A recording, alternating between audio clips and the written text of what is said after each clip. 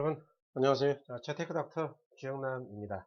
여러분 그동안 잘 지내셨나요?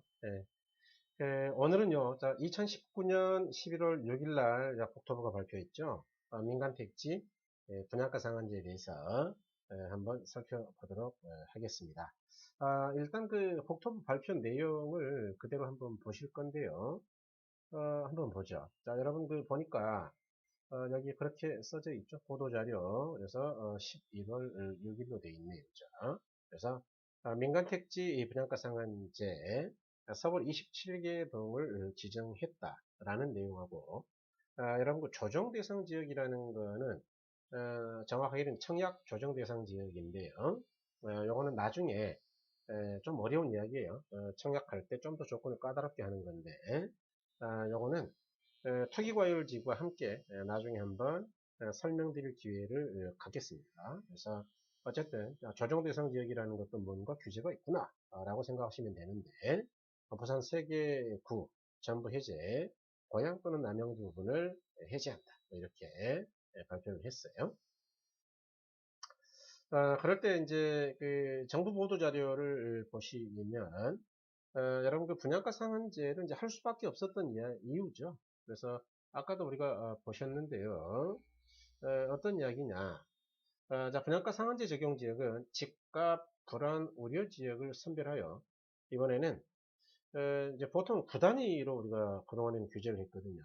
자, 그런데 이번에는 아예 동 단위로 하겠다 뭐 그런 이야기가 되겠습니다. 그래서 서울의 27개 동에 지정함으로써 시장에 미치는 영향을 최소화하겠다 뭐 그런 이야기예요. 그래서 이제 강남의 4개구의 45개 동 중 22개 동 역시 이제 대부분 강남이죠. 그 다음에 마포구 1개 동, 용산구 2개 동, 성동구 1개 동, 영등포는 뭐 빤 한 개 여의도겠죠. 그래서 여의도까지 이렇게 지정을 했다 그 이야기네요. 그 다음에 이제 조정배송 지역인데요. 자, 전반적으로 검토한 결과 경기도 고양 또는 남양주시의 일부 지역을 제외한 지역과 부산 광역시 동래구 수영구 해운대 전 지역에 대해서는 조정 대상 지역을 해제한다. 그래서 이렇게 발표를 했습니다.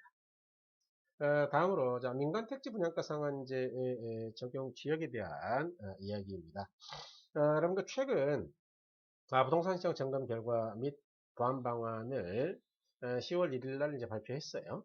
그랬는데 최근 분양가 상승률이 높고 집값 상승세가 지속되고 있어서 시장 영향력이 큰 서울을 중심으로 지정 요건을 충족하는 지역 중 일단 구 단위로 먼저 선별하고 해당 구 내에 정비사업이라는 거는 재건축 또는 재개발 이런 거겠죠. 또는 일반 사업은 일반 민간업자가 아파트를 짓는 걸 이야기하겠죠. 추진 현황이라든가 최근의 집값 상승률 또는 고분양가 책정 우려, 즉 분양가를 강남에서 4,500 받으려고 그러는 것 같아. 이런 우려죠. 다음 이제 시장에 미치는 영향력 이런 걸 고려해서 동 단위로 콕 찍어서 규제하겠다는 이야기예요. 그래서 이 민간 택지 분양가 상한제의 규제 지역은요, 이와 같은 요건을 갖춰야 됩니다. 그래서 먼저 이제 첫 번째가 법정 요건이죠. 그래서 법정 요건에서는요, 첫 번째가 주택가격 요건이에요. 주택가격이 첫 번째 보시니까 주택가격 상승률이 뭐 동그라미를 좀 하면서 가볼까요? 자, 주택가격 상승률이 물가 상승률보다 현저히 높아서 일단 투기과열지구로 지정이 된 지역입니다.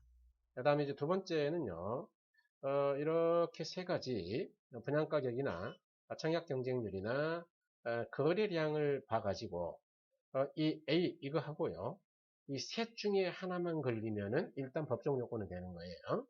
그래서 분양가격 같은 경우는 직전 12개월 평균 분양가격 상승률이 물가 상승률의 2배 이상인 지역이다. 뭐 그런 이야기죠. 그 다음에 청약 경쟁률은요. 직전 2개월의 청약 경쟁률이 모두 5대1을 초과한 공유주택 같은 경우는 10대1입니다만은 5대1을 초과한 지역이다. 그 다음에 거래량인데요. 직전 3개월 주택 거래량이 전년 동기 대비해서 20% 이상 증가한 경우죠. 20% 이상. 그러니까 이제 최종 판단은 이렇게 하겠다는 거죠. 그래서 제일 첫 번째 주택가격 A하고 그 다음에 나머지 3개 중에 한 개만 걸린다면 일단 민간택지 분양가 상한제를 지정할 수 있다. 주택법에 따라서. 그 다음에 이제 두 번째가 여러분 정량 요건이죠. 그래서 정량 요건은요. 분양가 상승률이 높거나 또는 서울 집값을 선도하는 지역이면서 분양 예정 물량이 많이 있는 지역 또는 고분양가를 책정할 우려가 있는 지역이다 그 이야기죠. 그 다음에 3단계는 이제 동별 검토를 했다 그 이야기인데 지정 기준으로 정비사업 또는 일반 사업들이 있고 최근에 상승률이 높은 지역이에요. 그 다음에 예외적으로 다만 사업 물량이 적어 시장 영향력이 상대적으로 낮은 지역은 제외하겠다 그 이야기인데 문제는 여러분 어떻게 느끼셨나요? 이 기준을 보시니까 여러분 굉장히 과학적인 것처럼 느껴지기도 하지만 정량 조건을 보니까 어떤가요? 좀 자의적이죠. 다시 말해서 야 문제가 있겠다라고 생각이 되면은 일단 지정을 하겠다라는 거 아닙니까? 그죠? 그러니까 쉽게 말하면 투기과열 지구이면서 분양가격이 많이 오르거나 또는 청약 경쟁률이 좀 높거나 또는 거래량이 전년보다 20% 이상 높은 지역은요. 일단은 그냥 정량적 요건은 사실 과학적인 근거가 없잖아요. 그러니까 비교적 자의적으로 지정하겠다. 즉 올라갈 가능성이 있으면 가만두지 않겠다는 이야기죠. 그래서 이제 제가 개정 전과 개정 후를 비교해 봤는데 과거에는 어떻게 됐느냐 그 이야기죠. 개정 전에는 마찬가지 똑같은 요건을 가지고 있었어요. 필수 요건 한 가지하고 나머지 3가지 중 하나만 걸리면 된다 그 이야기죠. 그랬는데 여러분 밑에 청약 경쟁률이나 거래량은 똑같습니다. 뭐 과거나 현재나 똑같은데 자 문제는요. 여기에 바뀐 거죠. 요거. 이 부분이 바뀌었죠. 그래서 주택가격은요. 과거 이제 3개월 주택가격 상승률이 물가 상승률 2배율이 있는데 여기는 이제 주택가격 상승률이 물가 상승률보다 현저히 높아. 현저히가 얼마나 높아야 현저히인가요? 그래서 이것도 좀 자의적이에요. 특이과열적으로 지정된 지역이다. 그다음에 이제 여기 과거에는 직전 12개월 분양가격 상승률이 물가 상승률 2배 추가가 됐는데 단 늦죠. 그렇게 하다 보니까 분양 실적이 없는 지역은 분양가격 상승률 통계가 없더라. 그러면 어떻게 하겠다는 거냐? 해당 주택건설 지역의 통계를 대신 사용하겠다 그 이야기죠. 해당 주택건설 지역이라는 거는 보통 도 단위라 생각하시면 돼요. 예컨대 뭐 서울, 경기도, 인천광역시, 강원도 이런 거를 우리가 주택건설 지역이라 합니다. 그래서 뭐 그렇게 도 전체의 것을 쓰겠다 그 이야기 아닙니까? 다음에 이제 또 보도자료에 보시면 적용대상 구별 선정 그랬는데 서울 전 지역 25개구는 민간 택지 분양가 상한제 적용 지역 지정을 위한 법적 요건은 만족하고 있다. 이것도 이제 여러분 그 나중에 한번 설명이 될 거예요. 조금 어렵습니다만은 왜 그러냐? 서울시 25개 구는요 전 지역이 투기과열 지역입니다. 또한 조정 대상 지역입니다.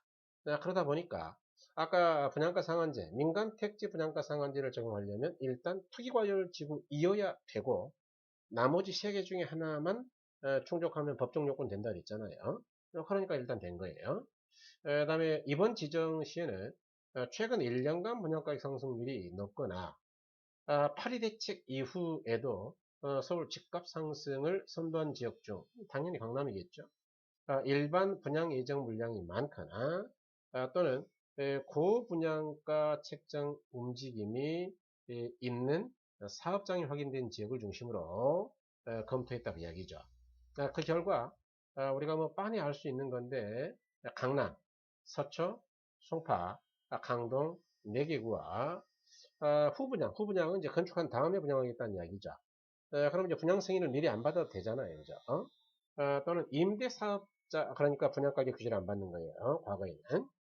또는 임대사업자 매각, 이거는 임대사업자에 매각했다가 일정 임대기간이 지나면 분양 전환하는 거잖아요. 그러니까 나중에 비싸게 받겠다 그 이야기죠. 그래서 이렇게 매각 등을 통해서 고분양가 책정 움직임이 있는 마포, 용산, 성동, 영등포 4개 지역도 결국 지정 검토 대상으로 선별할 수밖에 없었다 그 이야기예요. 다음으로 자 동단위 지정 그랬는데 검토 대상 구 중 강남 4구에 총 22개 동이고요. 기타 4개 구에는 5개 동이 선정됐다 그 이야기죠. 그래서 강남 4구 같은 경우는 이 재건축이죠. 정비 사업이 대단히 많고 또는 일반 사업이 또 많다 그 이야기죠. 그 다음에 두 번째로 최근 집값 상승률이 굉장히 높은 지역을 지정했다. 그렇지만 이제 사업 물량이 너무 적어서 예컨대 뭐 100세대밖에 안 된다. 물량이 너무 적죠. 그런 지역은 제외했다 그 이야기예요. 그래서 강남 4구는 거의 대부분 지정했네요. 22개로. 그 외에 고분양가 책정 우려가 있는 지역이다. 그래서 영등포 여의도동, 마포구 아현동, 용산구 한남동, 도광동, 성동구 성수동 일가 이런 데를 민간 택지 분양가 상한제 지역으로 지정했다 그런 이야기예요. 여러분 이걸 뭐 다 외울 필요는 당연히 없겠죠. 왜냐하면 우리가 분양 받고자 할 때 그 지역에 가서요 분양 사무실에서 물어보면 됩니다. 그럼 다 알려주죠. 그래서 이제 이걸 정리해 보니까 여기 보시는 것처럼 강남구 8개동, 서초구, 송파구 등등 쭉 정리가 되어 있습니다. 그래서 여러분 이거는 참고하시면 되겠고요.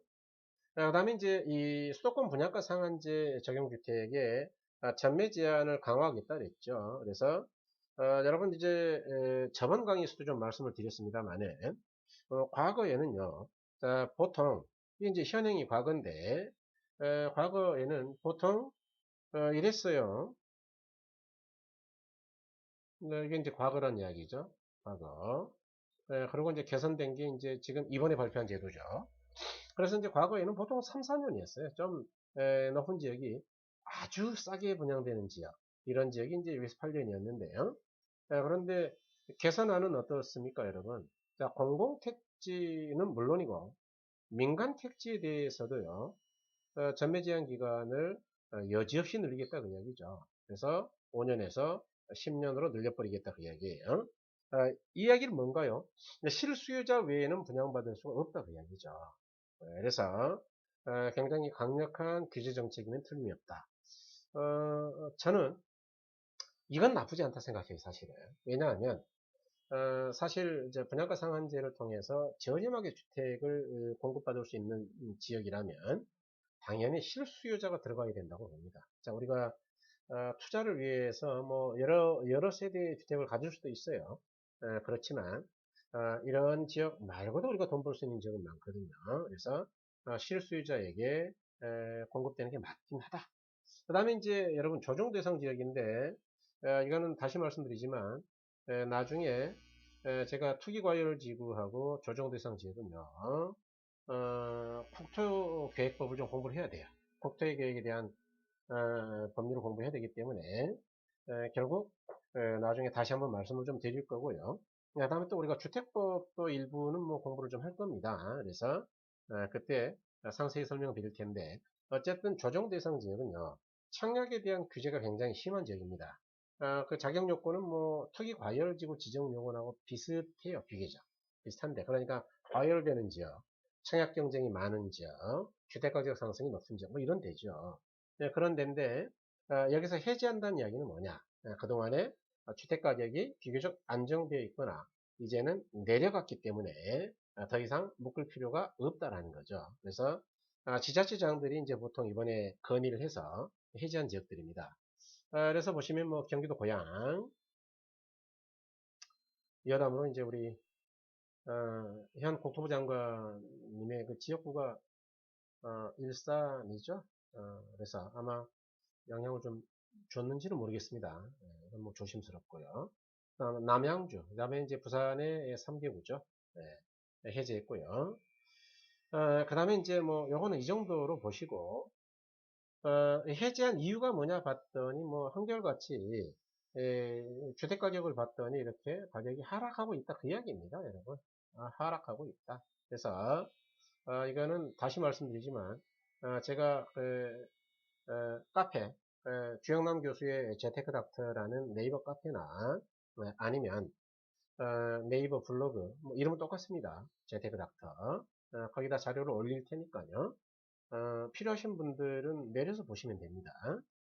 다음에 이제 부산 3개구도 마찬가지죠, 여러분. 뭐 보시다시피 이렇게 가격이 안정됐다 그 이야기입니다. 가격이 안정됐다. 그래서 그러기 때문에 조정 대상 지역을 유지할 이유가 굳이 없었다. 그런 이야기겠네요. 자, 그렇다면 이제 우리는요, 이러한 분양가 상한제라는 거를 들어보면서 투자자로서 어떤 준비를 해야 되느냐 그 이야기입니다.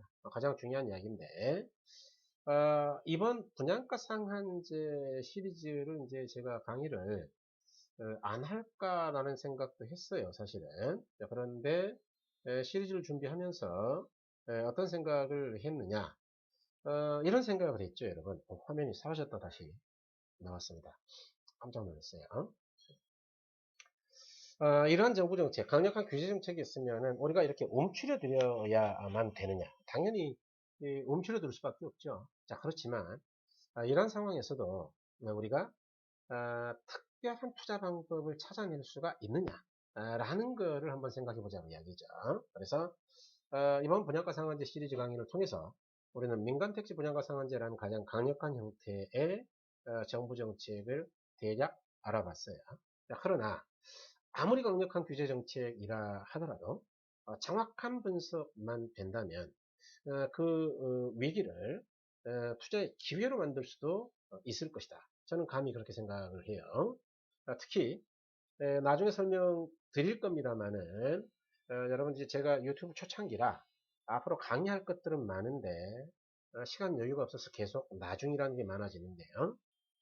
강남 재건축 단지에 대한 것도 한번 강의를 드릴 거고요. 3기 신도시죠. 여러분 예컨대 과천 지역이라든가 남양주 왕숙 1, 2 지역이라든가 하남 지역이라든가 인천 계양 지역이죠.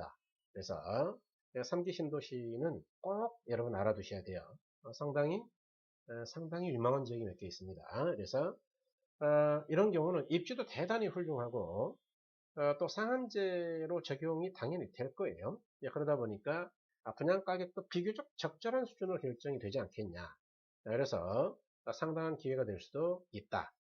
다시 말해서 아직은 조금 어렵습니다만은 여러분 보통 이제 분양가 상한제를 적용하는 지역은 가격이 싸죠. 그러면 청약 열풍이 불겠죠. 그래서 경쟁률이 200대 1, 300대 1이 넘을 거예요. 그럴 때는 어떻게 고르느냐? 우리가 청약을 할 때 청약통장의 가입 기간에 따라 뭐 1순위, 2순위가 있지 않습니까? 물론 당연히 1순위가 되겠죠. 경쟁률이 높으니까. 근데 1순위가 너무 많죠? 그럼 어떻게 해야 될까요? 자, 그럴 때 고르는 방법이 있습니다. 흔히 청약가점제라는 건데요. 청약가점제를 적용할 가능성이 거의 90% 100%죠.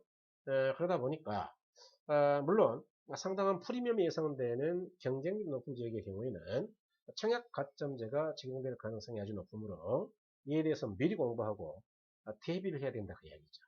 나의 청약 가점을 관리할 수 있어야 된다. 그래서 요거 바로 다음에 제가 올릴 예정인데 아마 다음 주 정도면 올라갈 거예요. 청약 가점은요, 일단 무주택 기간이 얼마나 기냐에 따라서 이전부터 총 32점이고요.